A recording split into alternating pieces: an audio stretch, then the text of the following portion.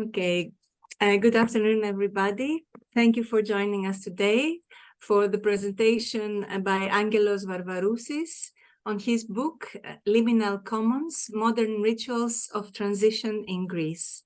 The book was published by Bloomsbury 2022. We are delighted to have Angelos Varvarousis here with us today to present this very important contribution. A few words about Angelos Varvarousis. He is an urban planner and a senior researcher at the Autonomous University of Barcelona in Spain. He is the co-director of the International Master's Program there on Degrowth, Ecology, Economics, Policy. And he is author of many academic articles and books, and these include Another Economy is Possible, Culture and Economy in a Time of Crisis, which came out with Polity Press 2017. The book is co-authored. And he's very, very fresh from the press, almost fresh from the press. Liminal Commons is what he is going to talk about to us today. Without further ado, I give the floor to Angelos, and thank you for being with us here, Angelos. We're delighted. Thank you very much, Maria. Thank you very much, Francesca, and of course, all the people who are here to participate in this discussion and this presentation. For me, it's a great honor to be here. It's the first international presentation of the book. I have presented it in Greece and in Spain, that I'm not considering international because they are both like the places where I come from and the place where I work the last 10 years, more or less. So, yeah, it's the first presentation outside this country. And I'm very happy. I'm very happy also because with Maria, we have collaborated recently in a very nice project. And I see like nice things keep happening. So let me share, if I may. So you can see, can you see like full screen already? That's Yes. good. Great. So, you know, like every book, this book also has like a personal story. And I think that in order to understand a little bit the essence of the content, the essence of the arguments, for me, it's important to give a little bit of the context of how this book has been developed over the years and why. So the book is called Liminal Commons. The subtitle is Modern Rituals of Transition in Greece. I am dealing, as Maria said, I'm an urban planner. I'm an urban studies scholar, and I am working since 2008 with the concept of degrowth and post-growth spatial development, etc. And I think I consider the commons to be an essential part of, let's say, of this post-growth spatial organization or spatial transformation, etc.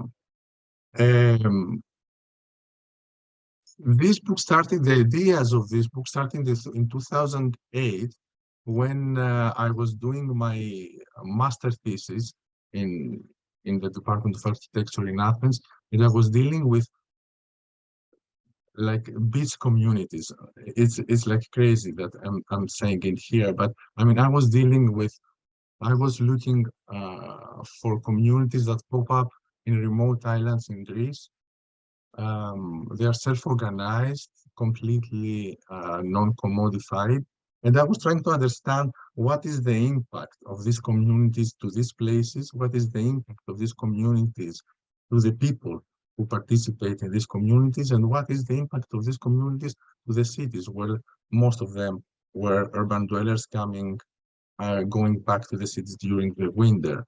So that was and I was trying to understand, to relate it, to connect it with issues, with the growth-related issues. I didn't know anything about the commons back in 2008. So when I started my PhD in 2013, I presented these case studies to my former supervisor, now friend and colleague, Yorgos Kallis, and I told him this is what I have been doing. He told me this is a clear instance of commoning. So so you have to look at the theory of the commons if you want to theorize and contribute something to this theory. So like as every PhD student in the beginning of his career or her career, so what I did was I read almost everything available in the field of the commons. And like after 3 months, 4 months of intensive reading, I went back to Yorgos and I told him, no, this is not the theory to work with, because for this theory, what I'm trying to say is regarded as failed. And I don't think that this is a failed example, a failed venture. So I need something else. By coincidence, Yorgos at the same period was reading this book, which was like a very important, which has this peculiar subtitle, Performing Liminalities in a Queer Space. It has been written, it's an excellent ethnography of the Greek archipelago written by an ethnographer, Varvarousis. And George told me it's an amazing ethnography of Mykonos, the most touristified island now in Greece. But I don't understand very well this idea of liminality. So I told him, can I borrow the book? I took the book, and then I realized that by the end, what I want to do, what I'm doing, what I'm looking, is this combination of these two things, like the theory of liminality and the theory of the commons. And then I had this aha moment that all of a sudden everything made sense in a way. So this is how the idea of the liminal commons started. But it would be unfair to say that this is like a personal thing, because it isn't. This book is embedded in a collective effort led by Massimo De Angelis. Massimo De Angelis is one of the most well-known theorists in the field of the commons. And he has put forward this book series, which consists of these 6 books. The 3 of them are monographs: The Liminal Commons by me, The Common Space by Stavros Stavridis, and Omnia Sunt Communia by Massimo himself. The other 3 are very important contributions. They are edited volumes with more specific, let's say, objectives. But these 3 books, separately, what they are trying to do is that they are trying to create a new analytical framework, a new analytics for studying the commons that somehow poses different questions, different stakes than what has been already doing for many years by the institutional school led by Ostrom, Agrawal, and other professors in the US. So this book is embedded in this effort. My study, that was mostly most of the arguments of the book have been informed by my doctoral research, not alone. So my doctoral research and also the book inside has like 2 different research methods, social research methods. Some are quantitative, comprising 116 ventures all over Greece. That took me a year to go from everywhere, like and on a little bit more superficial level, and more and for in-depth case studies that inform all the arguments, more or less, the majority of the arguments. Apart from this, there were also specific moments that inspired this book. The first moment was in 2008, when in Athens there was this so-called student uprising triggered by the killing of a 15-year-old boy by the police forces, followed by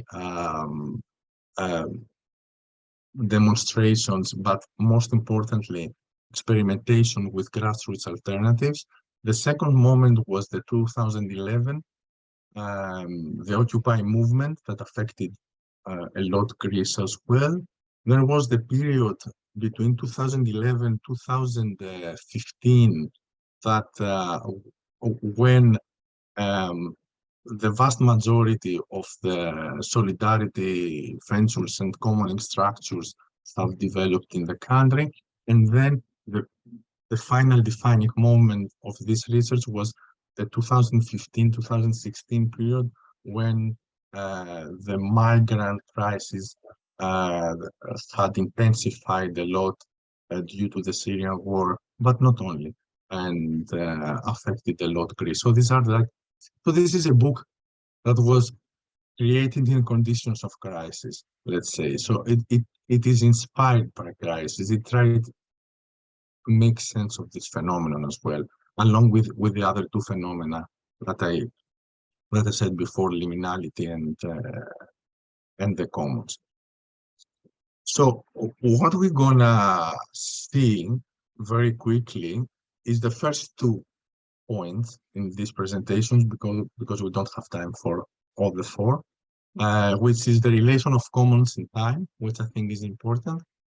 The second is that I will try to explain through an example, but also a little bit on the theoretical level, the idea of the liminal commons, why, what, how. And then there are 2 other very important issues that are raised in the book, but also in this presentation. Perhaps I can share it with you afterwards, that are in appendixes, which has to do with how commons expand and what is this debate between the openness and closure in the field of the commons, and how this is embedded in the broader discussion about the protection of the commons. So these are like the 4 main themes, let's say, theoretical elements of this book. Now, commons in time.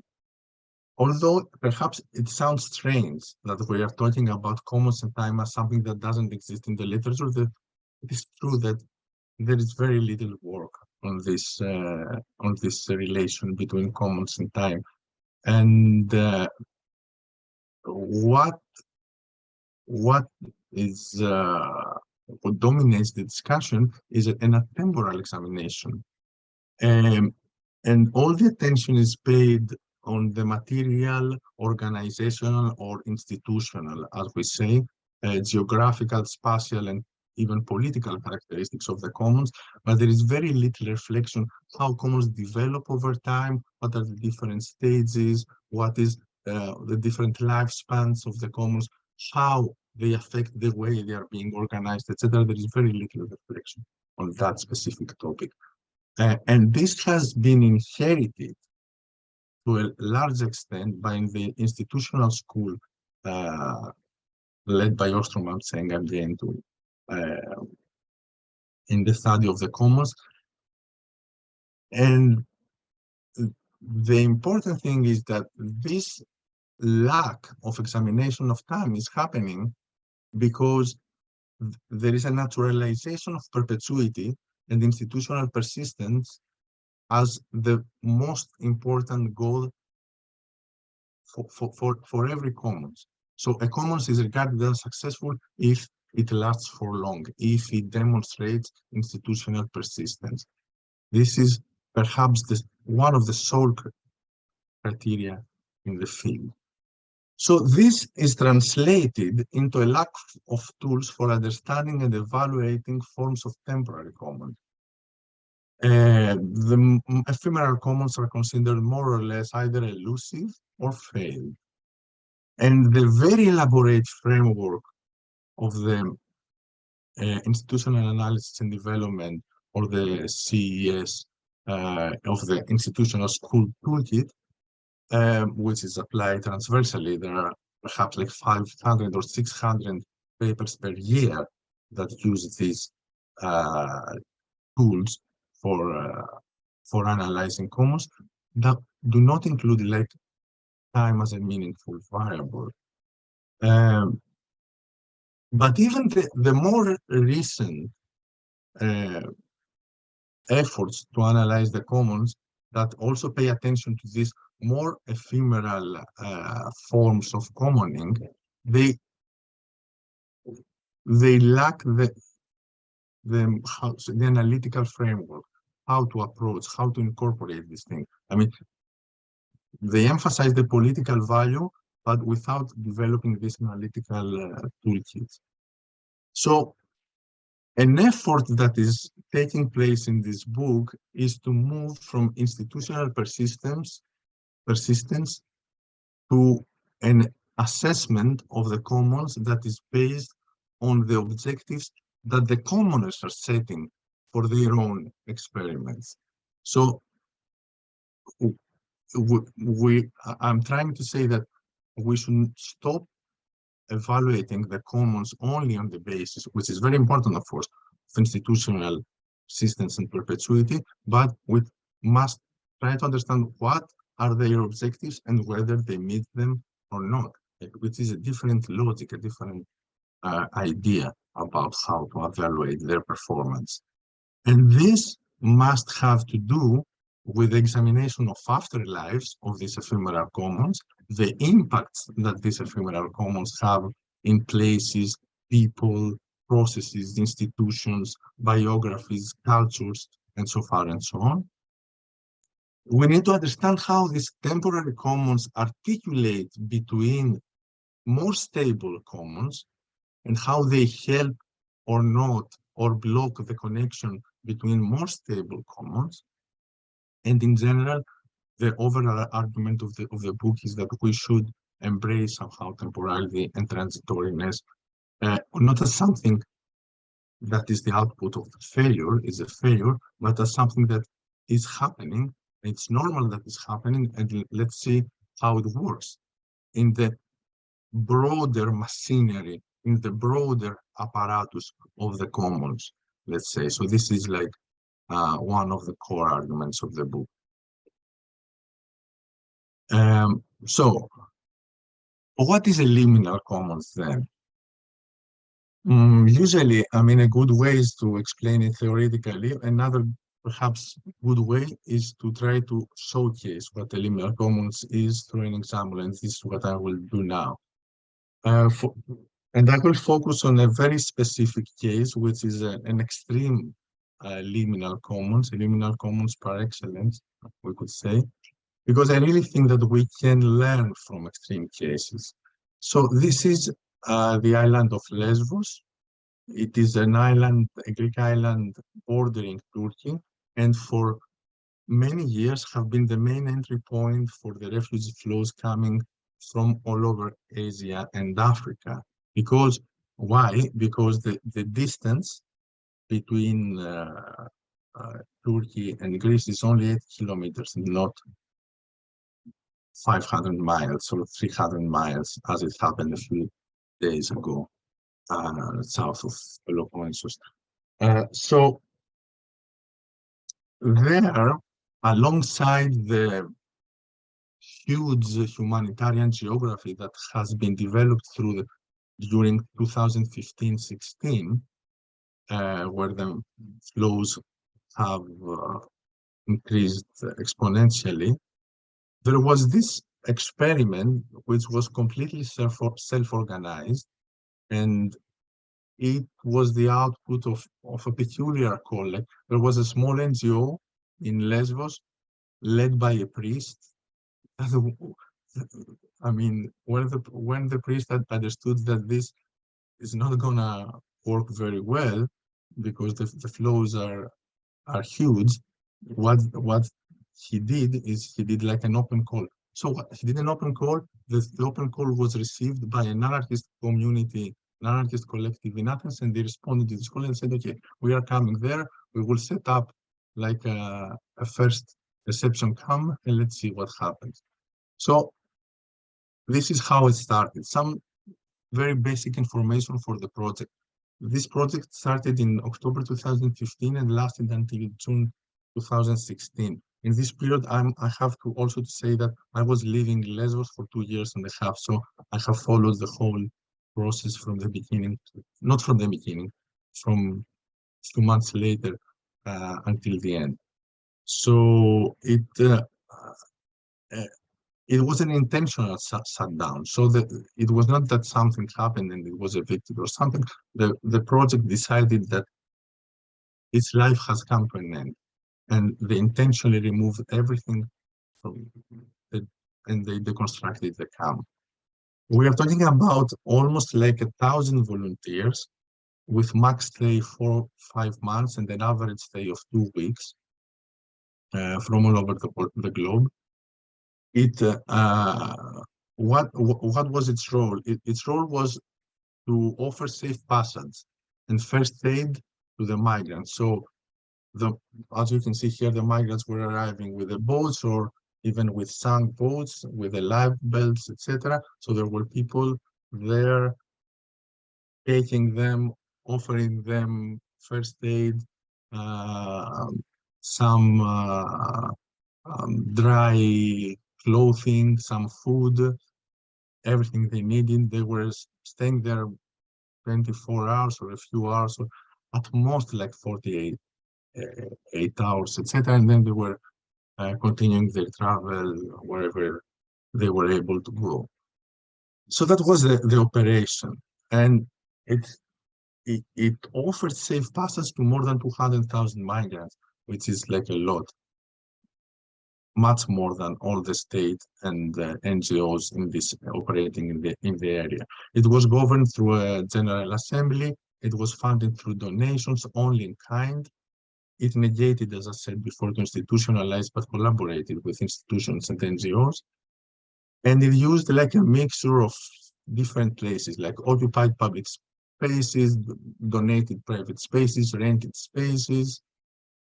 And on top of these 1,000 volunteers there, it enabled a huge amount of what I'm calling like e-commoning, which is like a peculiar thing, which is like people that could not go and help there, but could do something online to help. They also were given some institutional support to participate as commoners in the process, not only as donors, etc., etc., etc. It was created under conditions of crisis by subjects in crisis, and I'm not referring only, of course, to the migrants that are de facto subjects in crisis, but also people who were lost, who were disoriented, who were looking for a new meaning of life, a new life trajectory, things like this. These are described in the book, with detail. Of course, we don't have time now to go through them. It had a huge turnover in membership. It was characterized by spatial and institutional fluidity. So the space was always changing to the extent that you were going 1 week later and you couldn't understand that you were at the same place. So it was like very fluid, according to the needs of the people, the new insights that they were gathering, etc. There were institutions coming from the assembly, but they were non-binding, and there was a conscious negation of the original anarchist political identity in order to be able to accommodate differences. It had an expanded character. I can show you now, this is the map of the camp.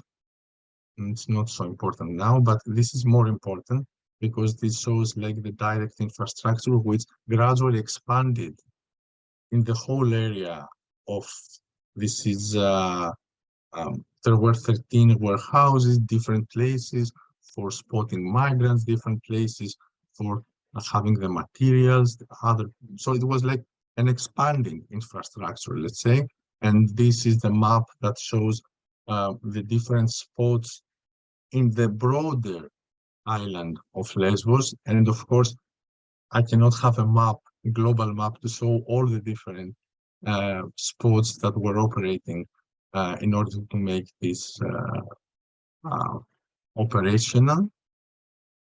And finally, what is important is that it created very important afterlives at the cultural, biographical, and social level. Even like in Spain, I have found collectives that have been created due to their participation in this project.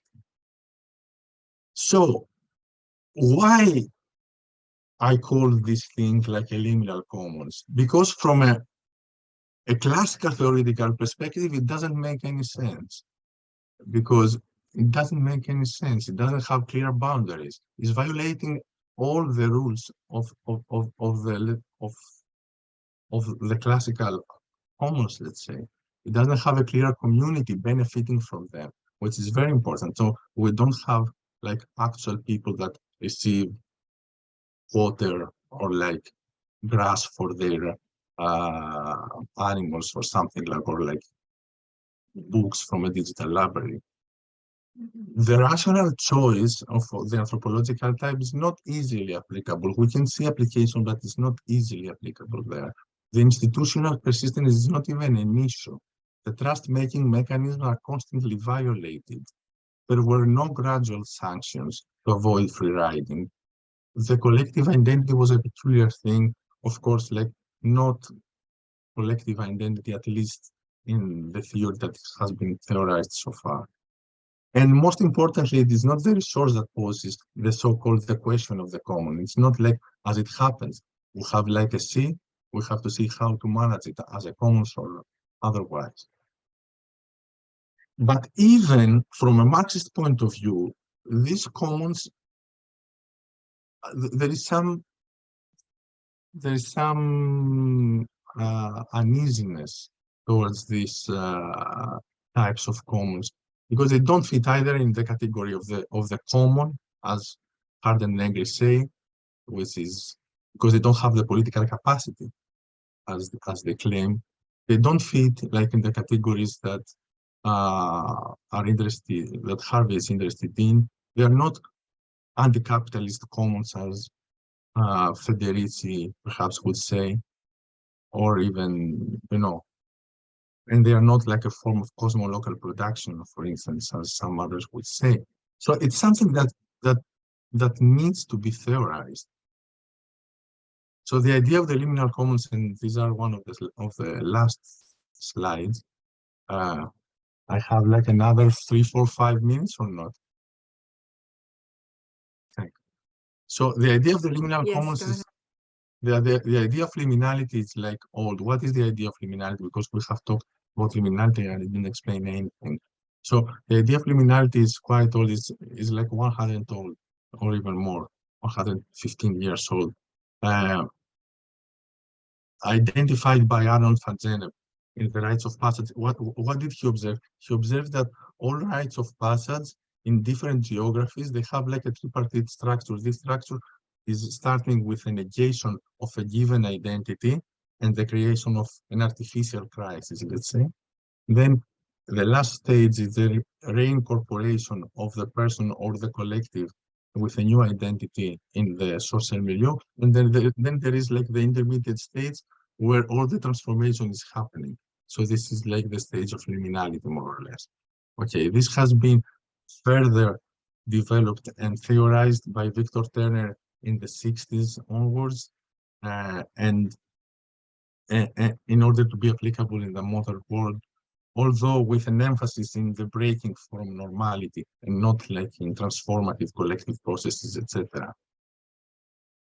So the liminal commons, I'd like to give you like a brief definitions, are the commons that are temporary forms of commoning that often acquire like a highly symbolic function in a society to facilitate transitions and to foster socio-spatial transformation at different levels, as I tried to show before.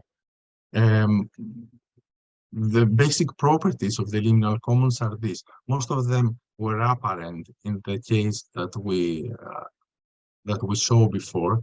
They stem from crisis. They are children of crisis, but they also produce crisis. They are performed by subjects in crisis. They perform literal and symbolic transitions. They somehow are fueled by otherness, so by negotiations of different multiple othernesses. They're extremely high. They have extremely high turnover in their membership.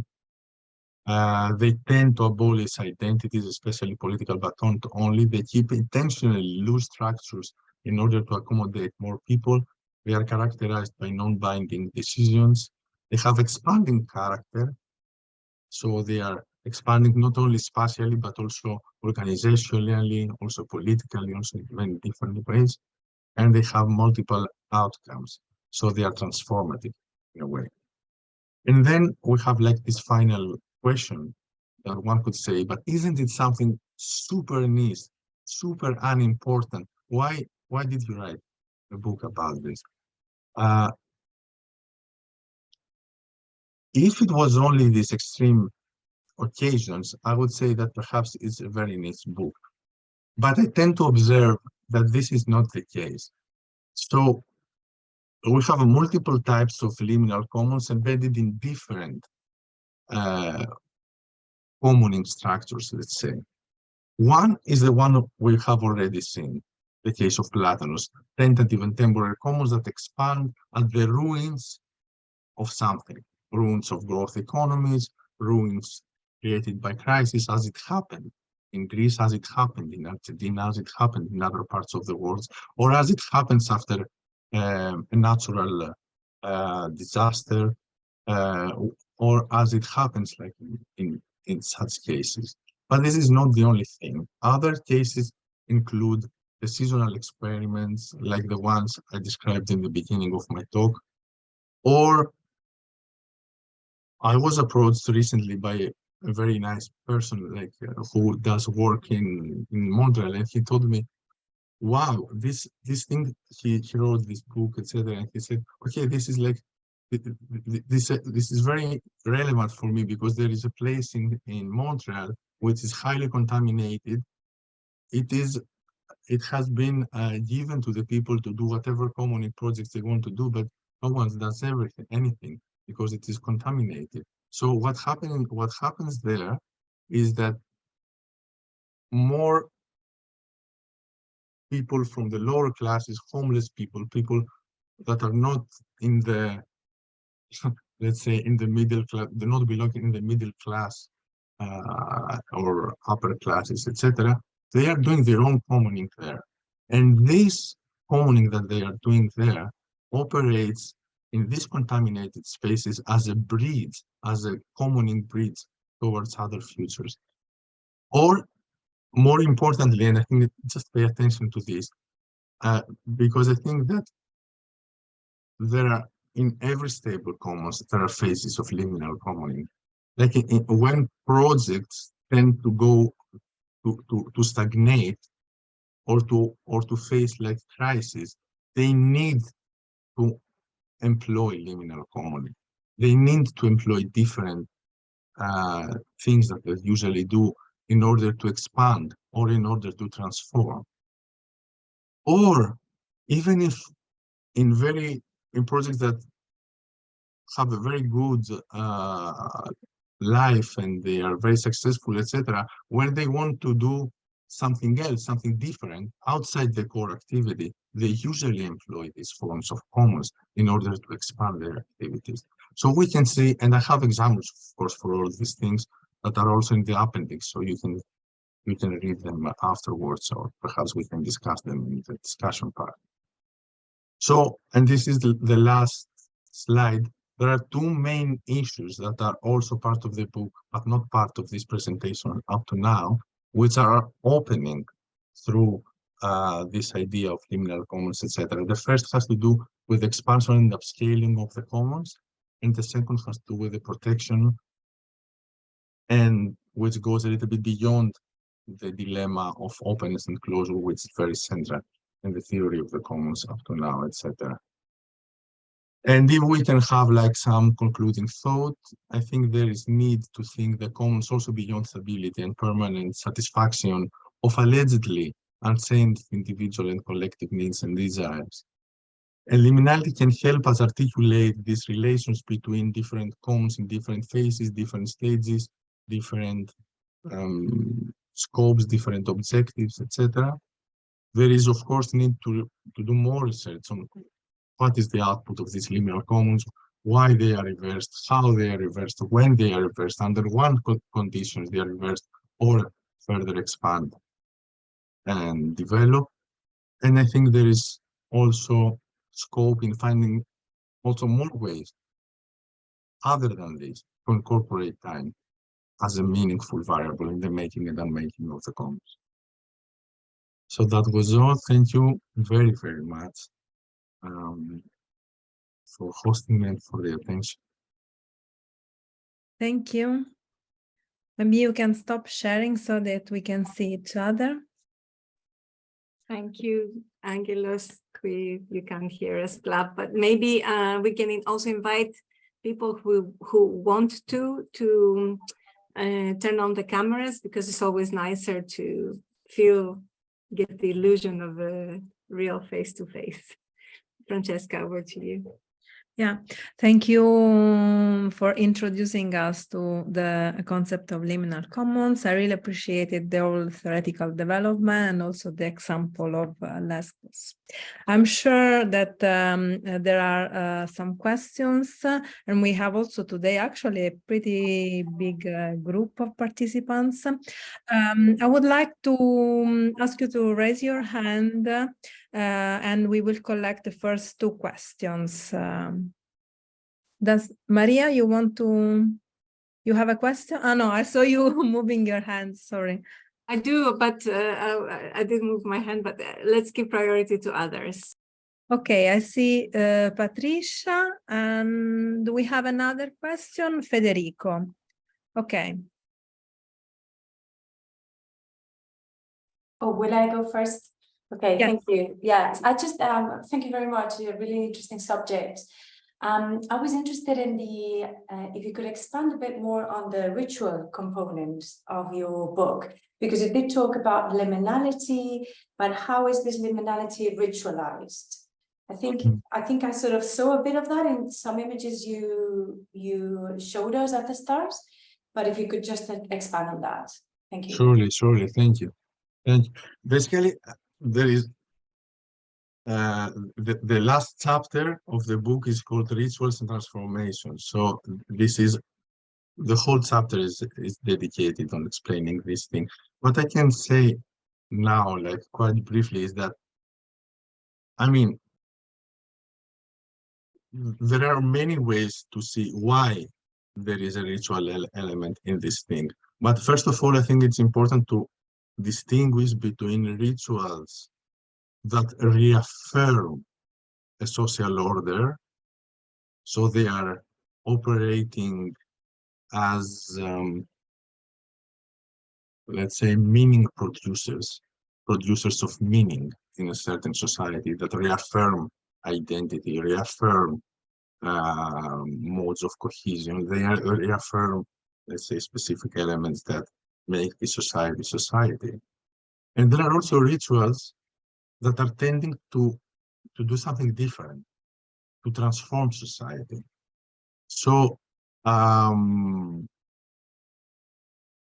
the theoretical level, I think this distinction is important. So we are referring not to rituals as, let's say, homeostatic apparatuses, but as changing apparatuses, as the rituals that Van Zen and Victor Turner have studied.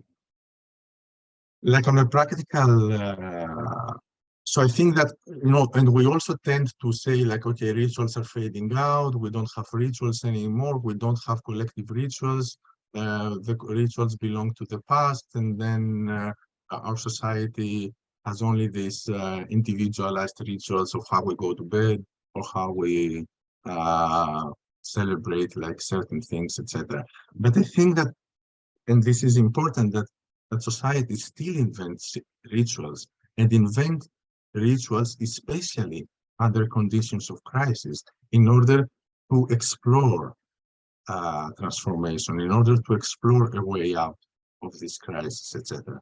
So these are all the theoretical. On a very practical level, let me give you like an example that is, I think, is one of the most striking ones that I have observed, which happened again in Lesbos, like 6-7 years before Platanos. Lesbos was like completely unknown as a refugee spot in 2009. So no one, not even the locals, were knowing that migrant flows were passing through their island, and how because all these were kept intentionally invisible. So the people were taken, putting in a prison, putting in boats, and then going back and send them wherever. So at some point, there was this idea that let's make from some local activists, the very few that knew about the problem, said, okay, let's do like a camp, and let's put energy there, and let's call also international activists, etc. So what they did basically is that they did the first no border camp in Lesbos in 2009. They put a lot of energy for a very little amount of time, for a few weeks, basically. They created all the infrastructure, all the necessary infrastructure to make this possible. And this is like how commoning enters the picture. And they went for the first time to this detention center. And what they saw was striking. And what happened is that instead of shouting like slogans, etc., as usually happens in these cases, they started crying because of what they see. And they were not only the ones who started crying, but also the refugees that were inside and saw that someone is there and watching them. They also started shouting. So what happened is that they went there one day, and they were going every day. Every day at the same time, a bunch of people were going there as part of the no border camp in order to repeat this visibility. And this visibility, this, of course, ritualized, repetitive action became the flag, let's say, the main activity of these liminal commons in a way. And gradually it gave visibility to the whole thing, and now Lesbos is what with the Pagani detention center was closed. I think these are the types of the rituals that we create in order to explore things, or like in the occupied squares. Like all of us who were part of this mobilization remember very well that the everyday rituals of these liminal commons were like either in Spain different ones than in Greece, different ones than in the US, different ones than in Jersey Park, etc.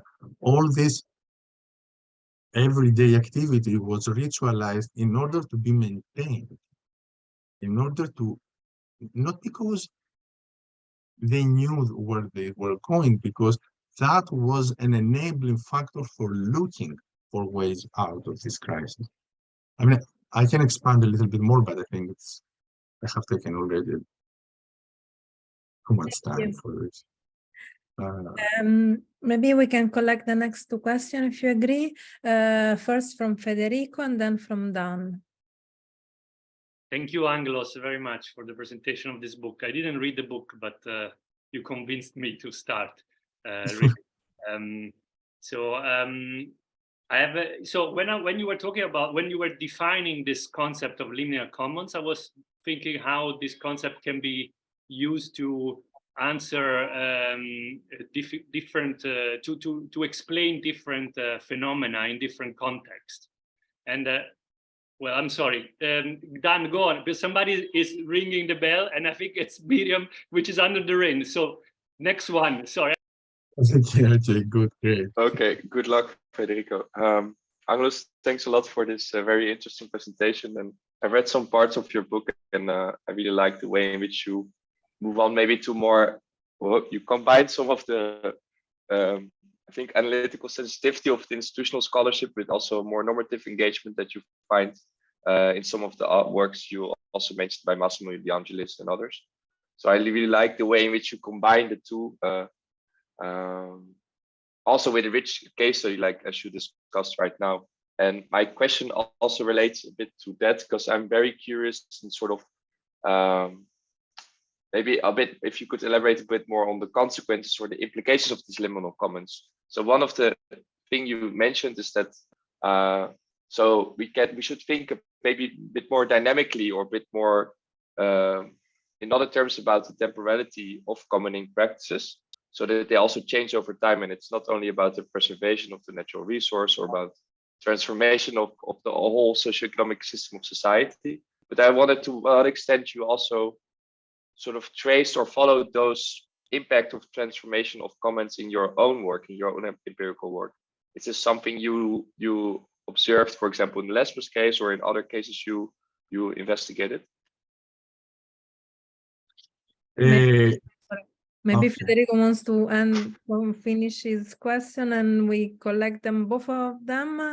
Do you agree? Sure. Federico, You're muted, Federico.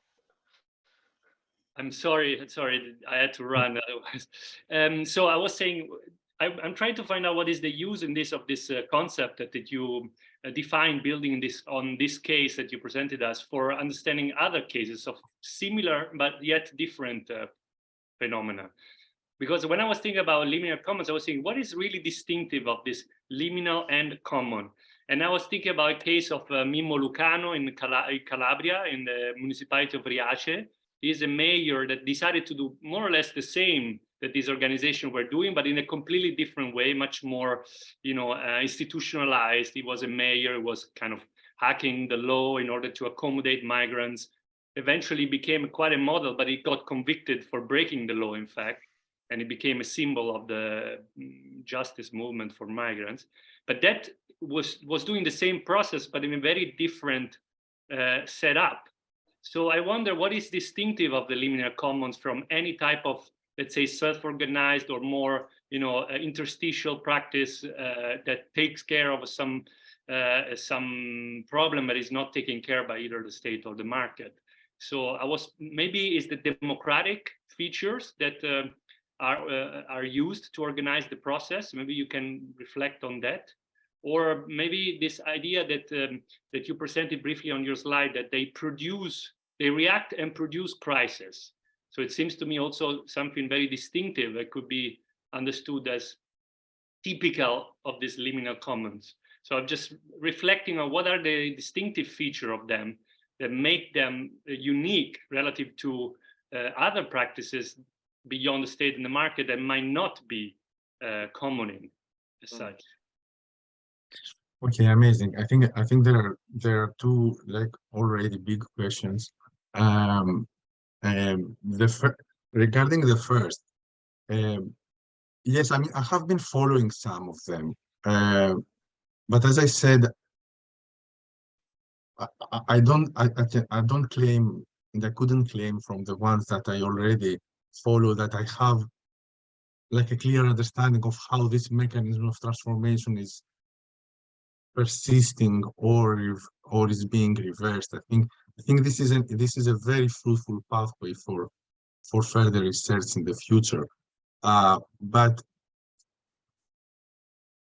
I think there are many, let's say, there are many unforeseen things that are happening in many cases. For instance, in the case of the No Border Camp, let me give you an example that happened in 2009. And of course, like in a culture that says, if I don't, like in a culture that is based on private property, let's say, which is a very important pillar of our society, which private property includes this idea of perpetuity, that I have the right to exclude everyone forever from this thing. In this culture of private property, I think, and this is what happened basically, the activists in Lesbos were saying, like many of them, so why to put so much energy to create something temporary? And how can we know that this will have like an impact? So what happened basically out of this process is that first, the very direct output that the detention center was closed a few months after due to this visibility. One important thing is that many people in Lesbos joined the pro-refugee, let's say the pro-migrant movement. But interestingly, what happened is that also the other movements became stronger, not only this movement. And when a couple of years later, the economic crisis struck hit very hardly Greece, Lesbos had already some infrastructure and created something that is called the village of everyone, somehow, to put like is the χωριό of όλοι μαζί, the village of everyone together, let's say. So it was created as an indirect consequence of this, unforeseen consequence of this effort. So I think we have like a series of things that are happening. Of course, like years and years of oppression and like violence and like disinformation and stuff, of course, can reverse certain things, but I think there are many things that are, I mean, I can say more, but I think let's keep it short, like, and indicate it in a way.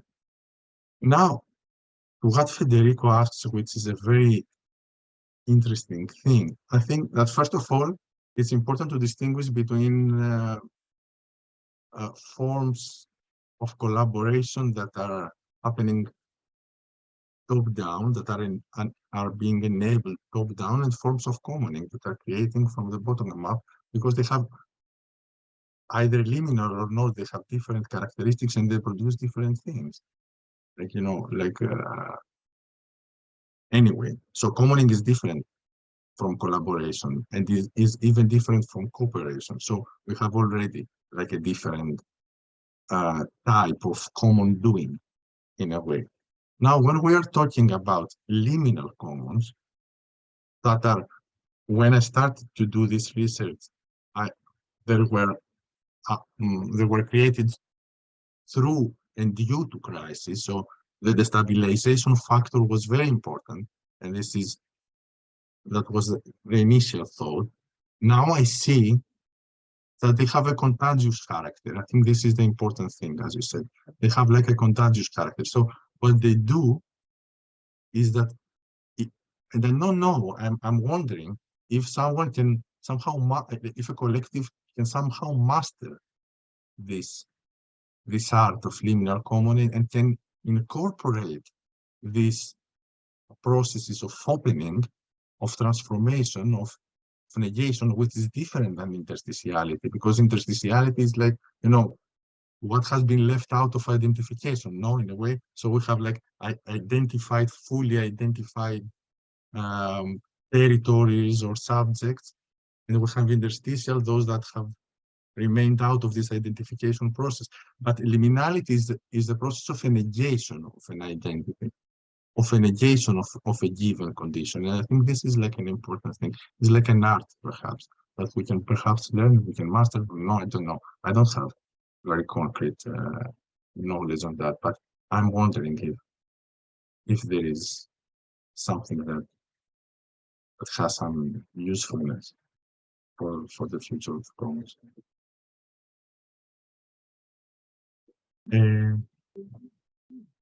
We are running a bit out of time, but we have 2 more questions. We try to collect these maybe last 2 questions, and then if Angelos, you are also available, we can ask the others if they have other questions to send us an email or get in touch with us for yeah, sure. Okay. Sure. Thank you. We see Natalie and Maria. Hello, can everyone hear me? Yes, I apologize, I'm at the train station right now, but I didn't want to miss this.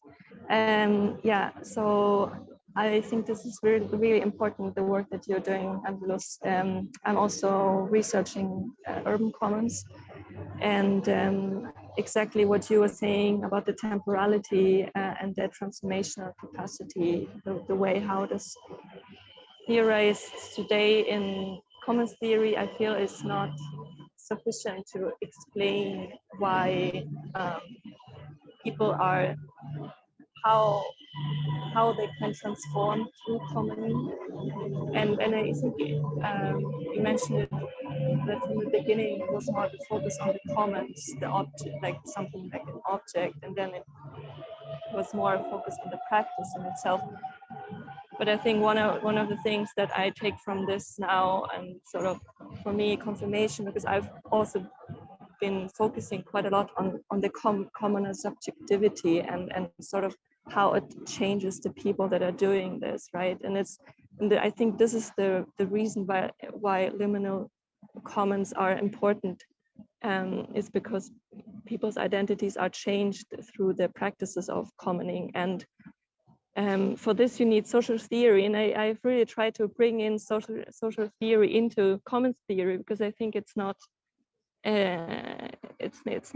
there right now. So I just wanted to comment on this, and I think this is really great work that you're doing, and I hope to see more of you on temporality, because this is something I try to explore as well, but maybe not so specifically. I look more into how commoning as a practice is transforming people from being individual neoliberal subjectivities into commonist subjectivities, and what that means for the identity, and that the identity often remains even if you stop doing the commoning.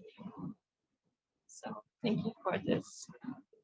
Thank you, Natalie. Just like if I can, like a very short comment, I think, yeah, I think this work also coincides well with perhaps like some feminist geography work that has happened, like, you know, like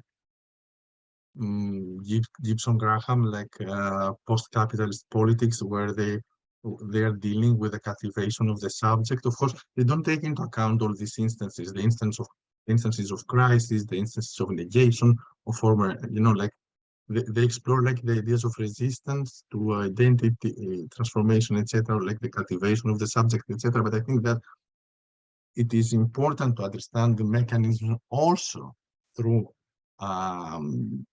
processes of negation and then incorporation and common doing and commoning. I think this is like something. I think there are multiple theories that can help each other better understand this phenomenon. Maria. Yes, thank you, Angela. It's an amazing book, and you really offer a cut through the existing scholarship on the commons, and we all hope we'll see more of your theorization, and it's amazing what you've done. So thank you for that to start with. Thank you for the talk. Thank you very much.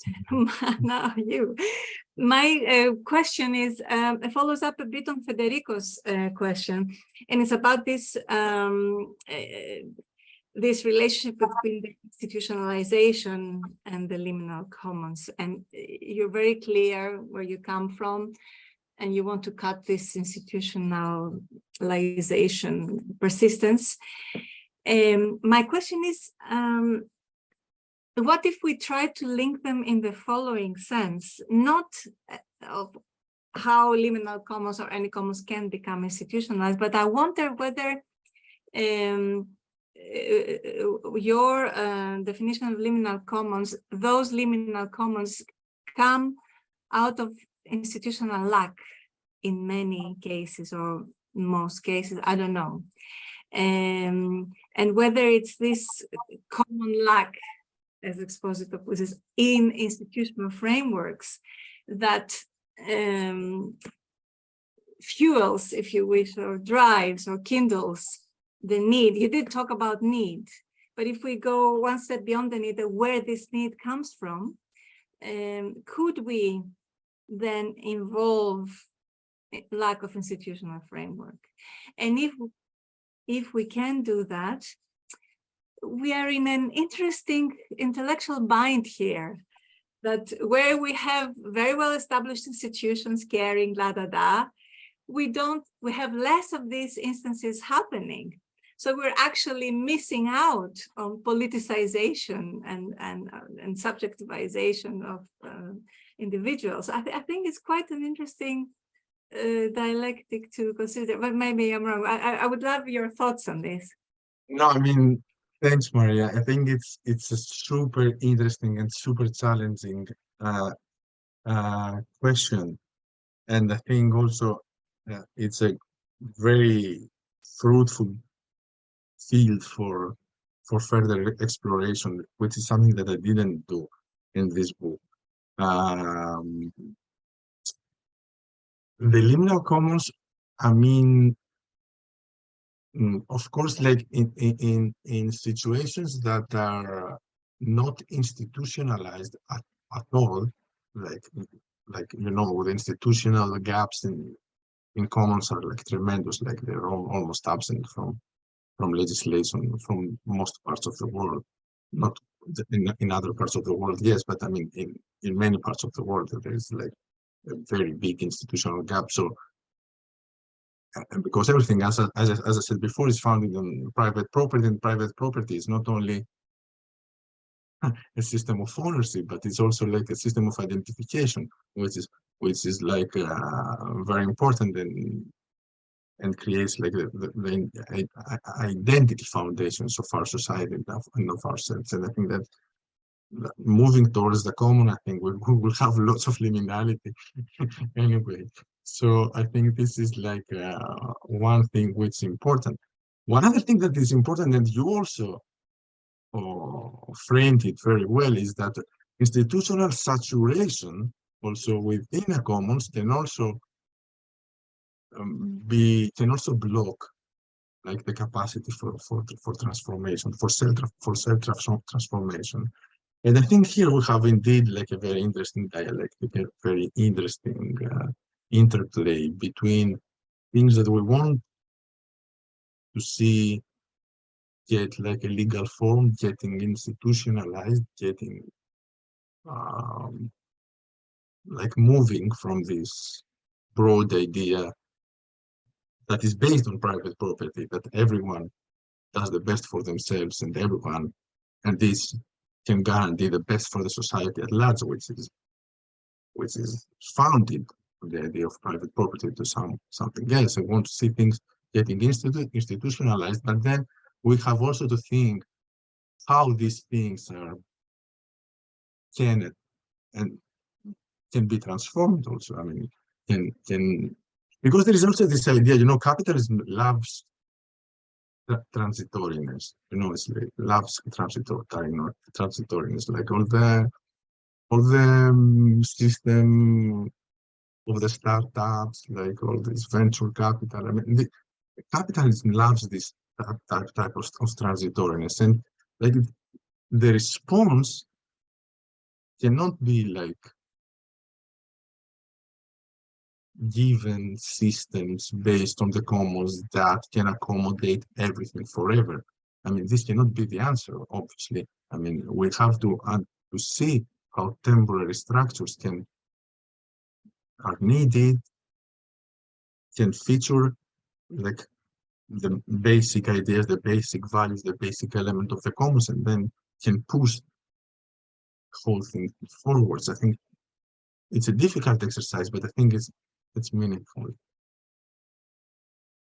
Thank you, Angela. Thanks. That's great. I hope we can continue this discussion. I'm sure we will. Yeah, I'm sure we can. I'm sure we will. Yeah, I think it was a very great discussion, presentation, and it opened up some novel perspective to me. So thank you for this to all of you, actually. And Maria, you want to conclude? Yes, thank you all for being here, for the great questions. Great thanks to Angelos again for very inspiring talk and book. And many thanks to Francesca for organizing all this. And we hope we will continue this discussion in another forum. And we should organize it. There's something coming up with you and Federico, I believe, at some point. There is something that's coming Yeah, up. Yeah. you will watch this space. We'll notify everybody about it. Yeah, surely. Thank you very much, everyone, for amazing questions, like really thought-provoking. Francesca for organizing it, for the questions and everything. Maria, of course, like, for being the host. Thank you. I don't know. Have a good evening, like a nice afternoon. We are in touch. Fede, we are in touch. I mean, I have to answer. No, I will answer tomorrow. no rush. Thank you, Angelos. And if people want to ask further questions, I can also for send the Angelos, presentation. I can also send the presentation if you want to. I think that would be useful. Angela, send it to me and because it has Francesca. also the other two parts that we didn't say anything about. But I also thought that was a very good cliffhanger and gets people to read the book. That was very nicely done. Yeah. Okay. See you soon. Thank you. See you Ciao. soon. Bye. Bye. Bye. Bye.